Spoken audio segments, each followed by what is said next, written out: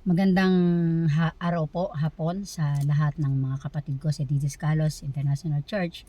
Nandito naman po tayo para mag-aral ng salita ng ating Panginoon. Ihanda po natin ang ating mga cellphone. Pwede po natin picturean ang mga Bible verse para po pagdating ng panahon ay magamit po natin ito, mga kapatid. Thank you Jesus, thank you Father God. At patuloy yan Diyos sa buhay ng bawat isa. At patuloy tayong magsaliksik, mga kapatid, ng salita ng ating Panginoon. Ang topic natin ngayon, mga kapatid, the power of God's Word. Sabi ng ganyan, ang kapangyarihan ng salita ng Diyos na Hebrew, pakibuksan, the Hebrew, chapter 4, 12, 13, for the Word of God is living and powerful. Sabi ng ganyan, ang salita ng Diyos ay buhay at makapangyarihan. Magbasa tayo ng Biblia.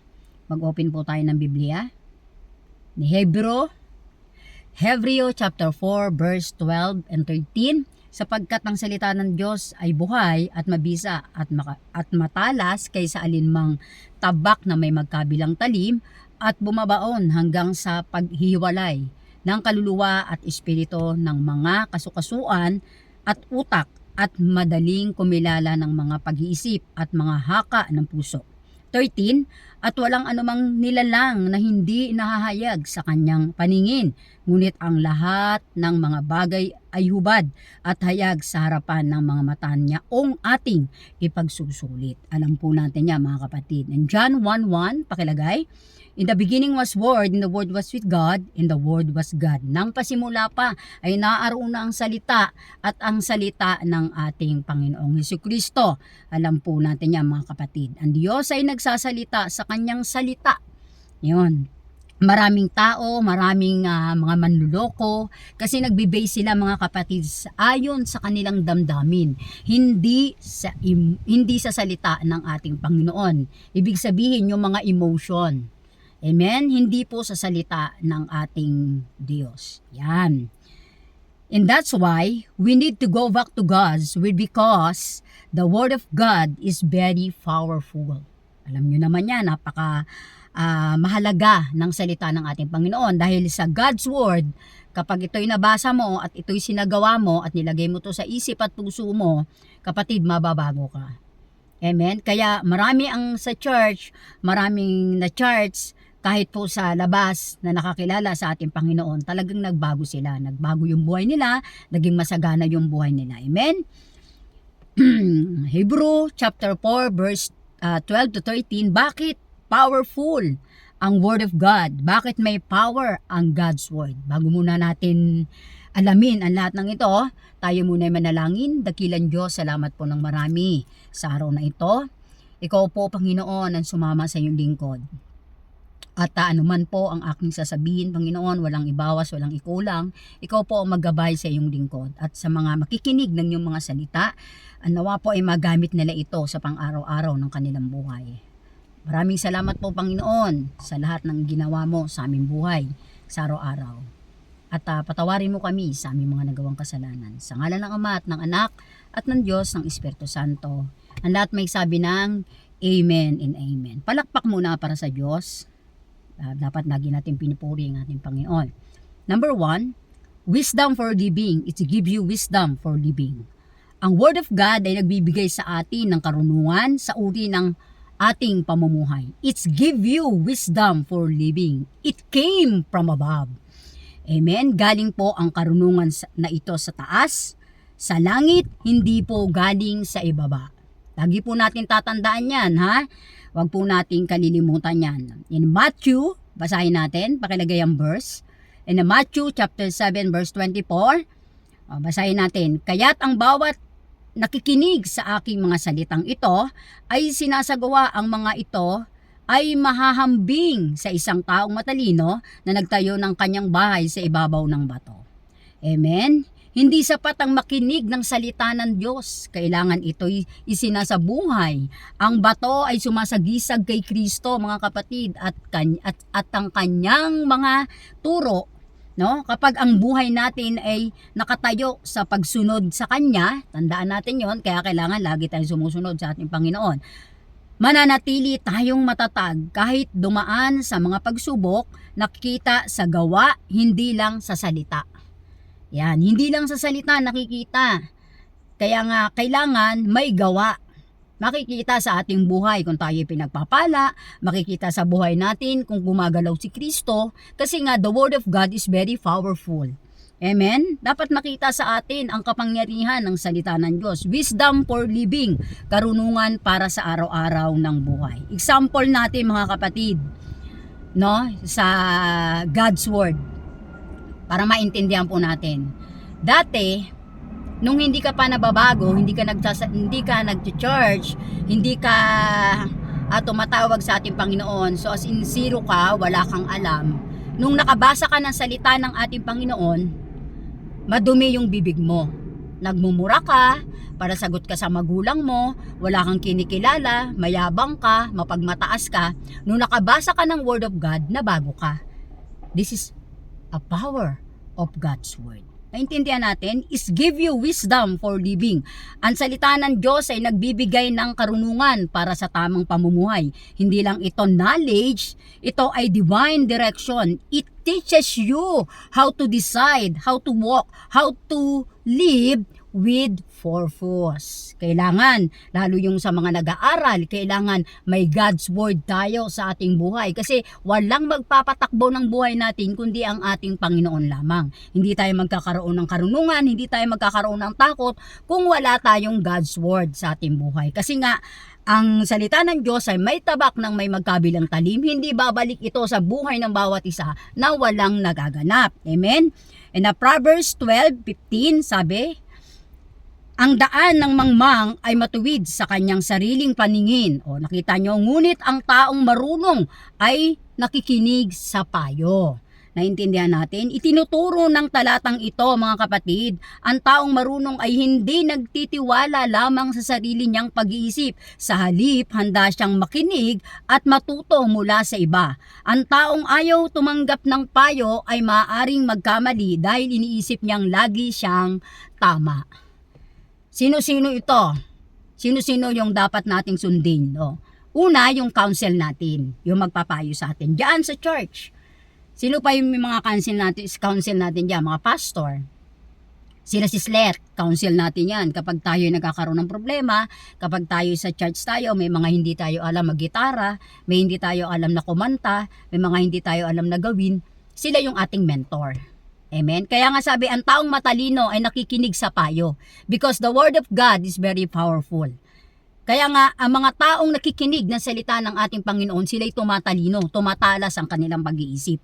Amen? Ang mentor ay isang taong may karanasan at karunungan na gumagabay sa atin. Ano yung guidance? Yung guidance natin, mga kapatid, yung ating mga magulang sa bahay. Kaya nga, tinawag sila na sila yung nagagabay, tapos yung magulang natin, meron din tayong magulang sa church. Kaya nga meron tayong family church. Yan yung church, yan yung family natin sa church, tapos meron din tayo sa bahay na family. Amen? Kaya nga, nakita nyo, walang pinag-iba. Pag tayo tapos natin na mag-worship, pag tapos natin magpulong-pulong, tayo nagkakainan. Ganun din sa bahay dapat ang pamilya. Pagkadating ng umaga, mag-worship kayo, Monday to Friday, lagi nyo gagawin nyo, mag-prayer kayo. Amen? Turuan nyo yung inyong mga anak. I-guide ninyo yung inyong mga anak, mga magulang. Ganun din sa ating mga anak, kailangan sumunod kayo sa ating mga magulang. Sapagkat nung bata pa tayo, mga kapatid, hindi tayo marunong magsuot unang-una ng tsinelas. Kaliwa o kanan, hindi natin alam.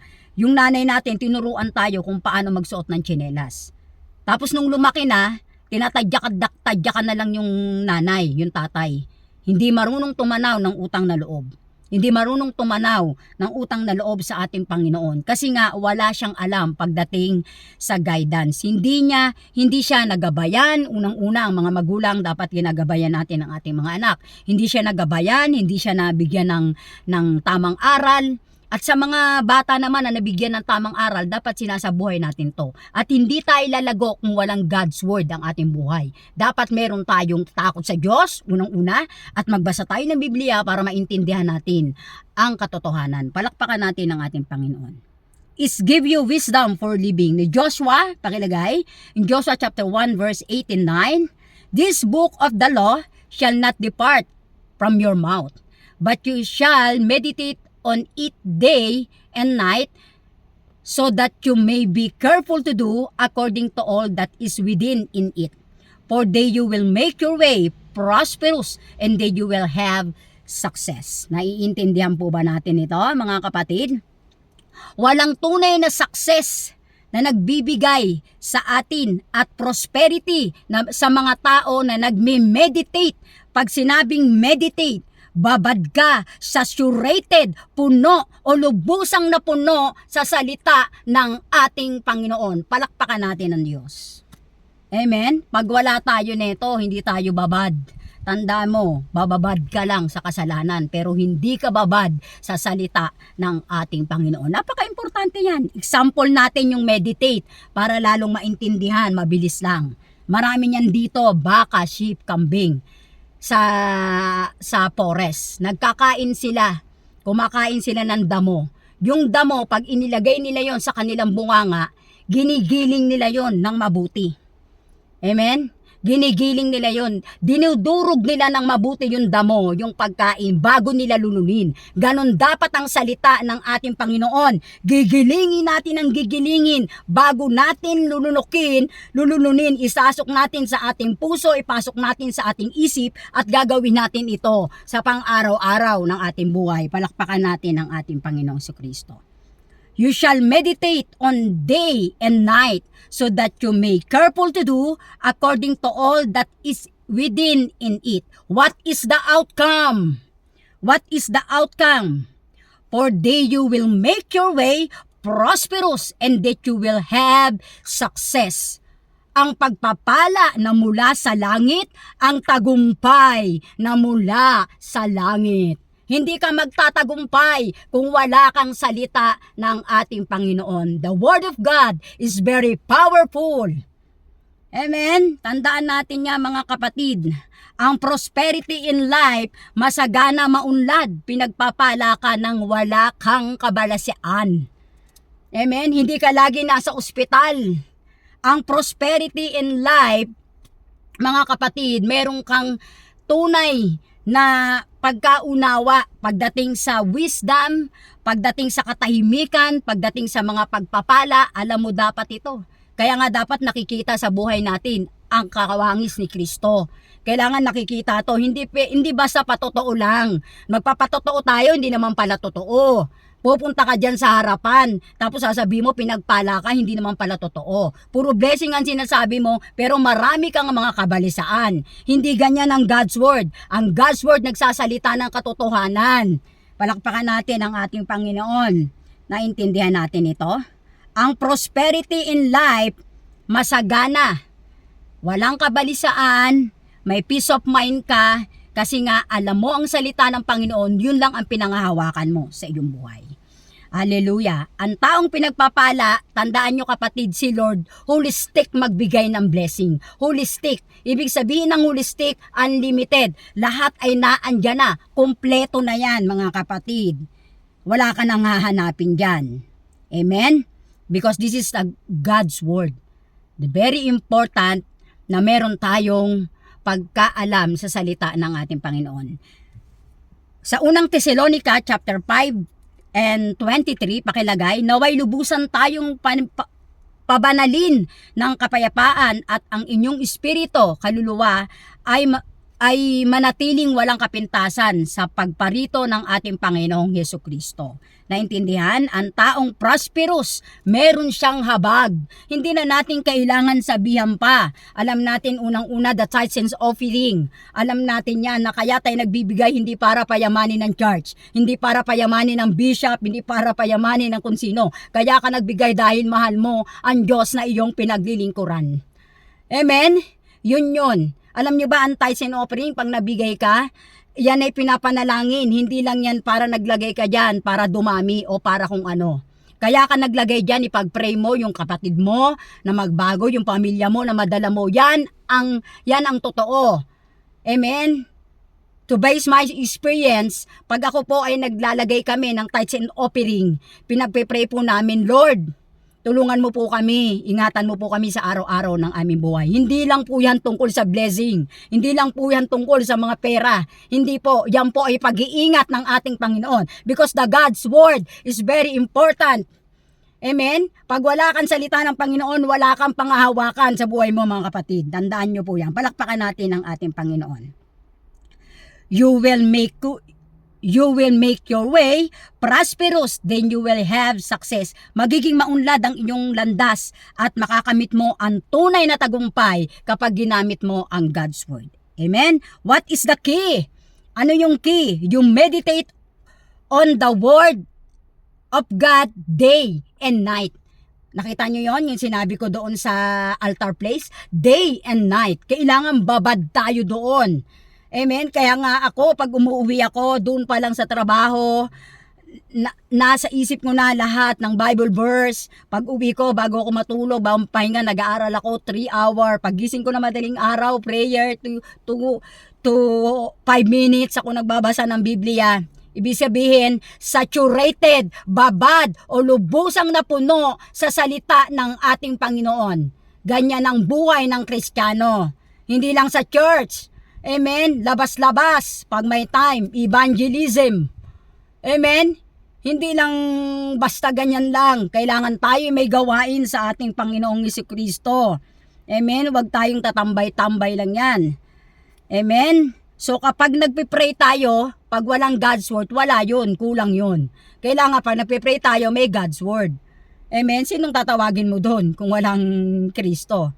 Amen? Kaya nga tayo, mag-aral tayo ng salita ng ating Panginoon kasi alam naman natin, minsan ang mga mangaral, ang mga naririnig natin sa labas, minsan ay mali. Amen? Marami tayong naririnig na maling aral. Pero wag tayo doon. Kaya sabi ko sa inyo, wag kayong palipat-lipat ng church. Mag-stay put lang kayo dyan sa Didaskalos. Sapagkat ang Didaskalos, tama ang tinuturo dyan ng mga pastor. Intindihin nyo lang. Pumokus kayo. Wag kayo pupunta sa labas. Pagtapos ng worship, focus tayo lahat. Kunin natin ang presence ni Lord pag mag-worship. Tapos umupo tayo ng maayos. Ganun lang kasimple yon. Hindi po pwede na kung san-san tayo nakabani ko hindi sa ating papasok ang Holy Spirit. Kaya nga minsan maraming angal, may hindi ako naintindihan, may hindi ako na ganun. Why? Kasi nga, iba ang utak mo, ibang takbo ng utak mo, kaya wala kang naiintindihan sa salita ng Diyos. Amen? Hallelujah! Kasi maraming mahusay magbigay ng mga message, mga takeaway, mga aral. Makikita mo, fruitless naman, walang laman. Walang laman, napuno ang utak ng aral pero bano pagdating sa pagmamahal. Amen? Makasama yan sa pag-aaral ng salita ng Panginoon. Dapat tayo may pagpapakumbaba because this is the Word of God. The Word of God is very powerful. Gumagalaw to kailangan sa buhay natin. Hindi lang sa pinansyal. Nakikita na ikaw'y matagumpay. Maging sa salita ng Diyos, dapat ikaw ay matagumpay. Okay? Para malaman natin ang salita ng Diyos. No? The proof that you are Christian or Christ disciple, you bear not fruit, but much fruit. Amen? Naintindihan natin yon? Kundi ang mamunga ka ng masagana. Amen? Hindi dahon. Ang pinag-usapan dito, bunga. Amen? Hallelujah. Para mas lalong maintindihan natin yan, pakilagay, John 15:8, ang patunay na kayo ay mga alagad ni Kristo, ay ang inyong pamumunga ng maraming bunga, sa ganito ay maluluwalhati ang aking Ama.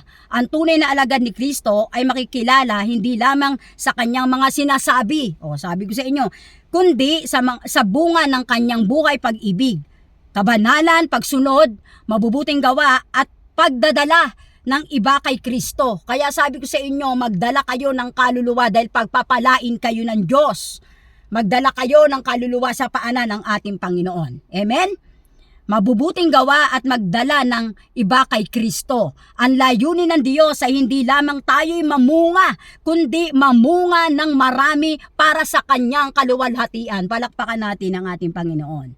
Amen? Picturean nyo yung verse para maintindihan ninyo. Pagdating sa bahay, basahin ninyo.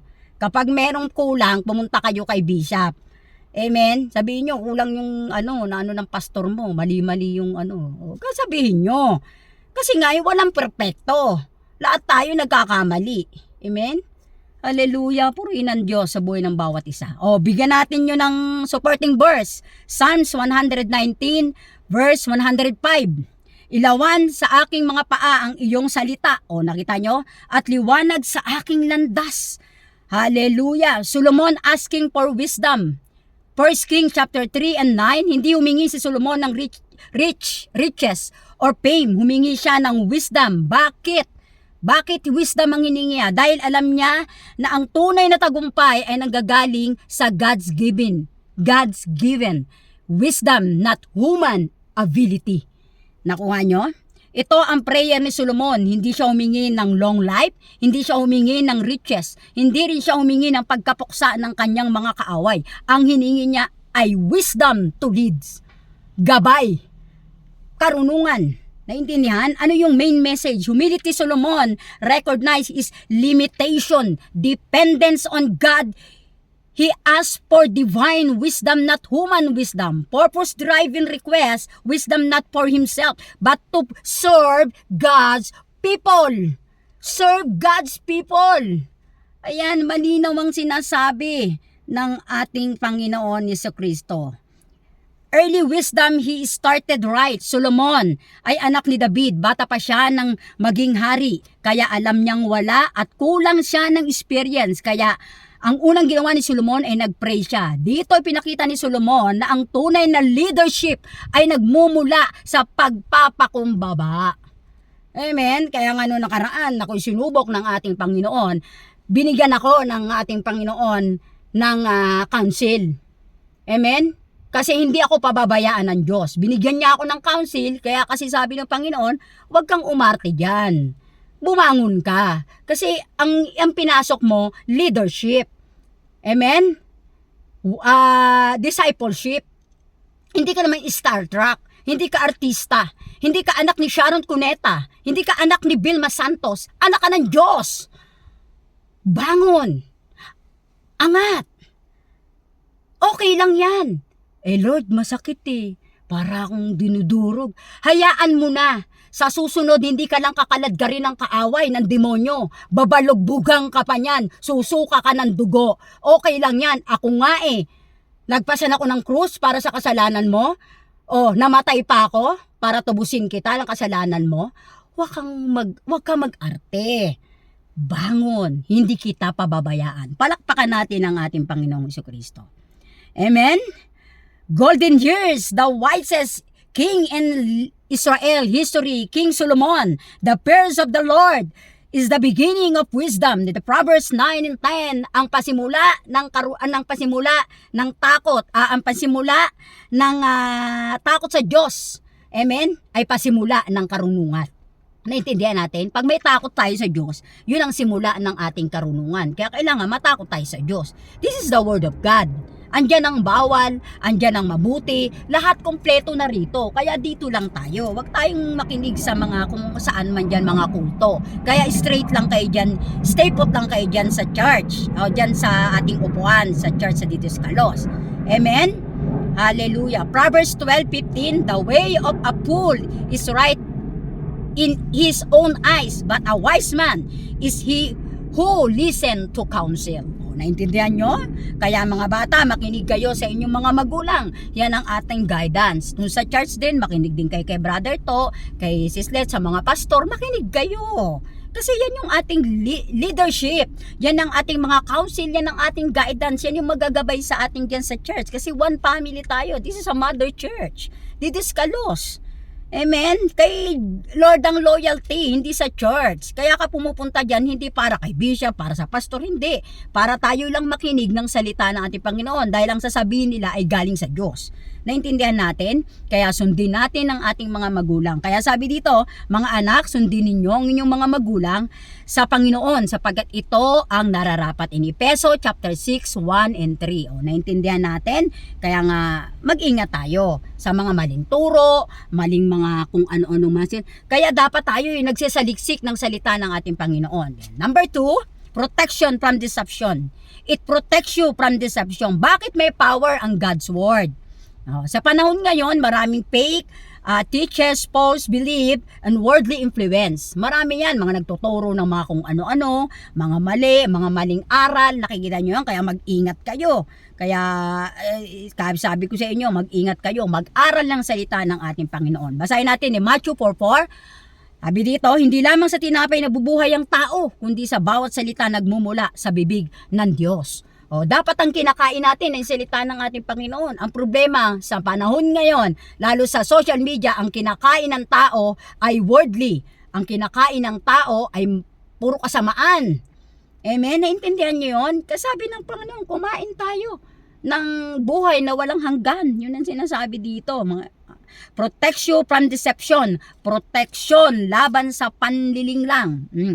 Jesus resisting Satan deception. In Matthew 4:1-11, paano lumaban si Jesus? It is within, sabing ganon, hindi siya gumamit ng feelings, emotion, or opinion. Word of God ang kanyang sandata. Kaya nga doon sa ilang, nasabi ng ating Panginoon, doon sa Matthew 4, sabi ni Satan, kainin mo ang tinapay na yan kasi gugutom ka. Pero sabi ng Diyos, shortcut na lang to ha, hindi ko na ikwento. Hindi lamang sa tinapay nabubuhay ang tao, kundi sa bawat salitang namumutawi sa bibig ng ating Panginoon Jesucristo. Naintindihan po natin yon? Kaya malinaw po ang sinasabi ng Biblia. Jeremiah chapter 17, pakilagay, 17:9, ang puso ay mandaraya kaysa sa lahat ng bagay at totoong napakasama. Sinong makakaunawa nito? Amen? Who can understand it? Ibig sabihin, kahit tayo nadadaya tayo ng ating emotion, ng ating damdamin. Kaya ang hirap niyan. Pag tayo may simba, tatamarin tayo, sasabihin, ay, hindi ko feel. Hindi feel ng Holy Spirit na ayaw kong magsimba kasi hindi to feel. This is not Holy Spirit. This is your feeling, emotion, opinion. This is not Word of God. Sa Word of God ka lamang magbabase. Amen? Katamaran ang tawag doon. Ganun yun. Naintindihan nyo? So, pinaprangka ko kayo para alam natin ang lahat ng ito. Kaya mandaraya ang demonyo. Mandaraya. No one can understand it. No one can truly understand it if they depend on human opinion rather than God's word. Kaya wag tayong maniniwala sa salita lamang ng ating Panginoon. Yeah? Yung iba kasi nagbabata yan sa tibok ng puso nila, hindi sa salita ng ating Panginoon. Kaya naliligaw kung saan pumupunta, paiba-iba ng church, tapos nakukulto na. Kaya huwag kayong maniniwala dun sa mabubuhay ng patay. Naintindihan nyo? May mga kapangyarihan, may mga pinapalo-palo para gumaling. O di ba? May mga tinataga-tagang ganyan. Huwag kayong maniniwala doon. O sige, basahin natin ang Galatians chapter 1, 6 and 9. O basahin natin, verse 6. Nagtataka ako kung bakit kay dali ninyong tumalikod sa Diyos na tumawag sa inyo sa pamamagitan ng kagandahang loob ni Kristo. At kayo'y bumaling agad sa ibang magagandang balita. Verse 7, ang totoo'y wala namang magandang balita. Kaya nga lamang may mga nanggugulo sa inyo at nagsisikap na baguhin ang magagandang balita ni Kristo. Verse 8, subalit kahit kami o isang anghel mula sa langit ang mangaral sa inyo ng mga magandang balita na iba sa pinangangaral namin sa inyo, parusahan nawa ng Diyos. Verse 9, sinabi namin ito sa inyo at inuulit ko ngayon, parusahan nawa ng Diyos ang sinumang mangaral sa inyo ng magandang balita na iiba kaysa tinanggap na ninyo. Palakpakan natin ang ating Panginoon. Huwag kayong maniniwala. Amen? Kahit may anghel na mula sa langit na bumaba sa diduskalos at sinabing siya ang Kristo, huwag kayong maniniwala kundi dahil sa salita lamang ng ating Panginoon. Dito lang tayo magbe-base. Amen? Naintindihan natin yon? Kaya huwag kayong maniniwala dun sa bumubuhay na patay. Pag namatay yung kamag-anak nyo, palibing ninyo. Walang ibang nabuhay na 3 araw kundi ang ating Diyos, the empty stone, only Jesus Christ. Si Jesus lang ang nabuhay, kaya nga makapangyarihan ang salita ng ating Panginoon Jesucristo. Hallelujah. Ang sulat ni Paul sa mga taga-Galatia ay isang matinding babala na maling ebanghelyo. May mga taong nagtuturo na kailangan pang sundin ang ilang kautusan upang maligtas bukod sa pananampalataya kay Kristo. Itinuturo ni Paul o ni Pablo na iisa lamang ang tunay na ebanghelyo, ang kaligtasan ay sa biyaya ng Diyos sa pamamagitan ni Hesukristo. Naintindihan po ba natin yung mga kapatid? The Word of God is infallible.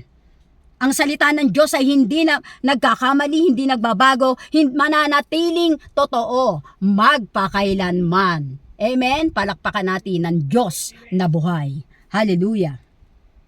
Amen? Ano yung aral doon? Bibigay ko, mag-ingat sa maling aral. Hindi lahat ng mga ngaral ay nagtuturo ng katotohanan. Kailangan suriin ang bawat aral ayon sa kasulatan. Kaya sabi ko sa iyo, magbasa kayong Bible. Ang ebanghelyo ni Kristo ay hindi dapat baguhin. Hindi maaring dagdagan o bawasan. Ang mensahe ng kaligtasan, si Jesus lamang ang daan ng kaligtasan. Ayan sinasabi ko sa inyo si Kristo lang ang daan ng kaligtasan. Manatiling tapat sa katotohanan kahit sikat o makapangyarihan na nagtuturo. Kung taliwas ito sa salita ng Diyos, hindi ito dapat tanggapin. Acts 17:12, sinuri ng mga tiga-Berea araw-araw ang kasulatan upang tiyakin kung totoo ang itinuturo. 2 Timothy chapter 3:16-17, ang buong kasulatan ay kinasiya ng Diyos at kapakipakinabang sa pagtuturo. John 14:6, si Jesus ang daan at katotohanan at ang buhay na walang hanggan. Palakpakan natin ang ating Panginoon. It protects you from deception. Galatians 1:6 and 9. The third, transformation of life. It makes a better you. Example natin si Zacchaeus in Lucas 19:1 and 10. Panginoon, ibibigay ko ang kalahati ng aking ari-arian sa mga duka at kung may nadaya pa ako, ibabalik ko sa kanya ng 4 na ulit pa. Sapagkat si Zacchaeus o si Zaccheo ay isang nagtutubo at siya po ay marami po siyang nadaya. Ibig sabihin, worldly siya. Makasalanan siya, mga kapatid. Pero nabago si Zacchaeus because the word of God is very powerful. Dahil sa salita ng Panginoon, nakinig si Zacchaeus sa ating Panginoon at pumunta si Jesus sa kanyang bahay. Anong sinabi ni Jesus?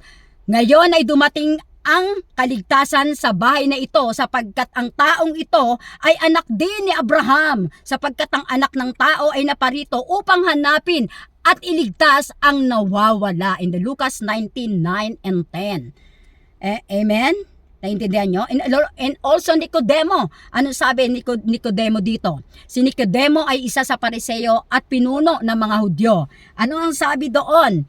Rabi, nalalaman naming ikaw ay isang gurong mula sa Diyos sapagkat walang makakagawa ng mga himala na ginawa mo kung hindi sumasa kanya ang Diyos. Juan 3:3, sumagot si Jesus, katotohanan sinasabi ko sa inyo, malibang ang isang tao ay pinanganak na muli, hindi niya makikita ang kaharian ng Diyos. Si Nicodemo ay isang relihiyoso at may mataas na katungkulan, ngunit nais niyang malaman ang katotohanan tungkol sa Diyos. Mataas na siya pero nais niya pang malaman kung anong katotohanan. His word are effective, powerful, and will surely come to pass. Hayag ang kanyang mga salita. Kahit si Paul na bago, na-transform si Paul. Dati si Paul ay talagang nambabanat siya ng mga tao. Masama si Paul, di ba? Pero na-transform si Paul, nakinig siya sa salita ng ating Panginoon, nabago siya because the word of God is very powerful. Ang salita ng Diyos ay hindi lang nag-inform, nagtatransform at change your character, your habit, your mindset, your heart. It makes you like Jesus. Dapat may kawangis tayo ng ating Panginoon Jesucristo. Ano sabi ni Paul, the Apostle Paul? Sabi, I am not ashamed to preach the gospel, for it is the power of God that brings salvation to everyone who believes. Hindi ko ikinakahiya. Nakita nyo ang ebanghelyo. Sabing ganon, ipangaral ng ebanghelyo sapagkat ito ang kapangyarihan ng Diyos para sa kaligtasan. ng bawat sumasampalataya kay Kristo. Naintindihan nyo? Paul transformation in Acts 9, sabing ganon, ano ang nabago sa kanya? Encounter with God's Word and truth. Palakpakan natin ang ating Panginoon. Katotohanan. 'Di ba?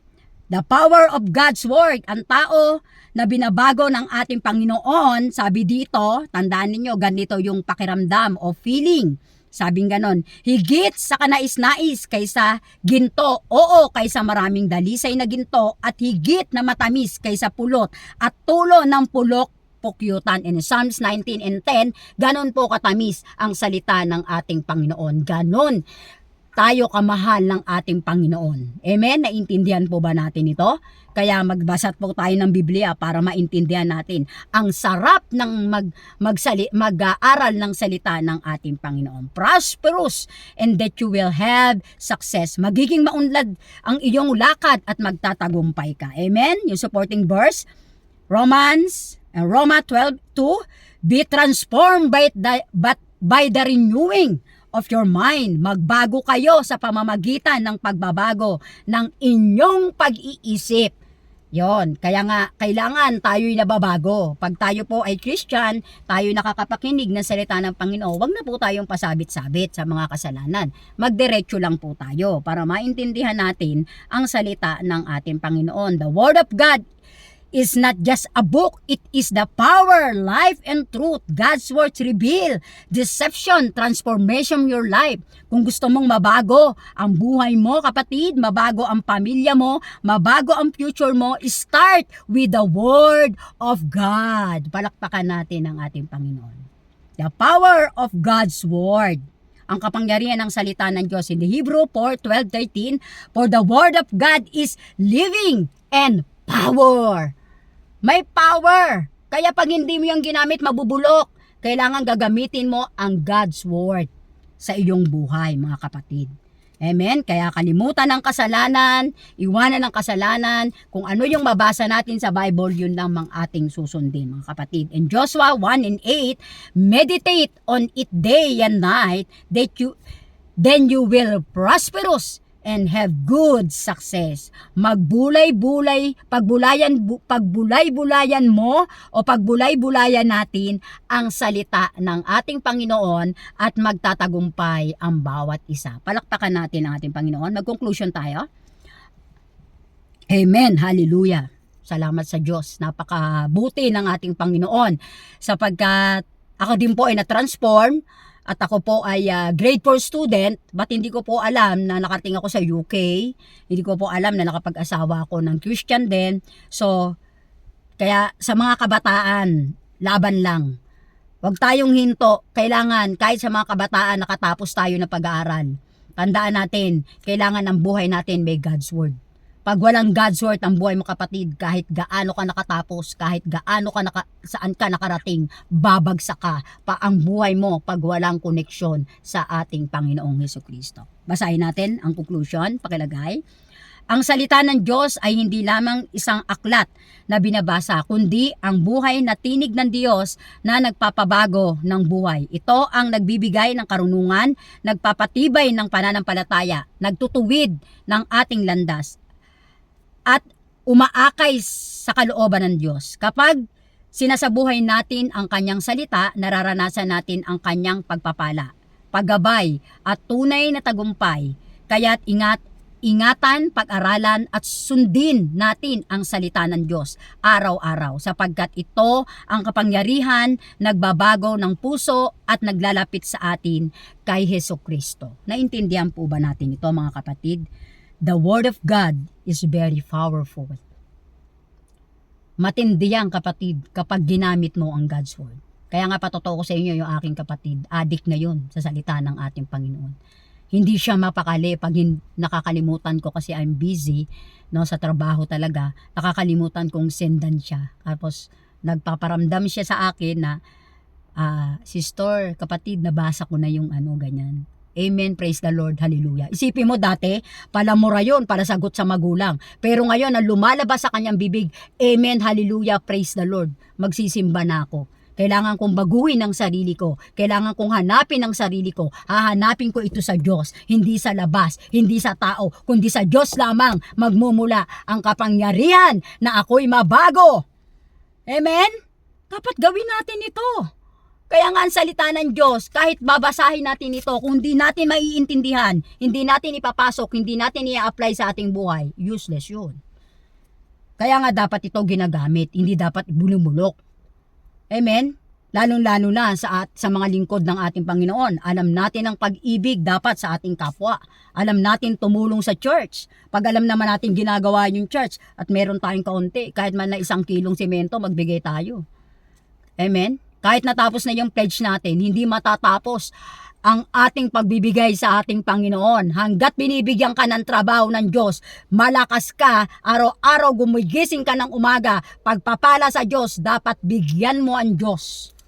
Hindi mo bigyan ng Diyos. Bigyan mo ang ating kapwa mananampalataya, bigyan natin ang mga taong may kapuspalad. Kaya nga sabi, prosperous. Dapat meron tayong pusong mahabagin. Amen? Meditate. Saturated. Dapat lagi natin yan tatandaan. Mapuno o lubusang mapuno sa salita ng ating Panginoon. Palakpakan natin ang Diyos at tayo po ay manalangin. Pumikit ng lahat. Lord, thank you for your powerful words. Fill every servant with wisdom. Protect us from deception and transform our hearts daily. Make us faithful carrier of your truth. Strengthen every preacher, leader, and worker. In the name of Jesus. In the name of Jesus. Heavenly Father, let your word be alive in us. At nawa, Panginoon, ay mahayag ang iyong kapangyarihan sa pamamagitan namin. Dakilang Diyos, salamat ng marami sa power ng God's words at ginamit namin ito, Panginoon. Salamat, Lord, sa pagsama mo sa iyong lingkod. At salamat po sa buhay na walang hanggan sa araw-araw na ibinibigay mo sa aming buhay. Heavenly Father, thank you for your words, power, and wisdom. Salamat po ng Panginoon. Holy Spirit, I pray for all of them. Give them knowledge, wisdom, and peace. And I proclaim your blessing and protection over tears lives in the name of Jesus. In the name of Jesus. Amen and amen. Shalom. Shalom. Salamat po sa lahat. Magandang hapon sa lahat ng ating mga kapatid sa Diduskalos. Nawa ay gamitin natin ito sa pang-araw-araw ng ating buhay. Kami po ay magpapaalam na sa inyo, ang aking asawa na lagi nagsusupport sa akin pagdating sa video at sa pagtulong sa charts. God bless po kay Bishop, sa lahat ng pastor. Mag-ingat po tayong lahat. At sa lahat ng ating mga kabatiran, tayo po ay magtulong-tulong para tayo po ay maging isang matagumpay. God's word ang ating gamitin, hindi gamitin ang ating emosyon. Huwag tayong gumamit ng emosyon, ha? Huwag mga arte-arte, ganon. Okay? God bless you all. Thank you. Listen, Pastora. Listen, Oh, Pastor. boom, boom. Thank you. I think 1/2 hour.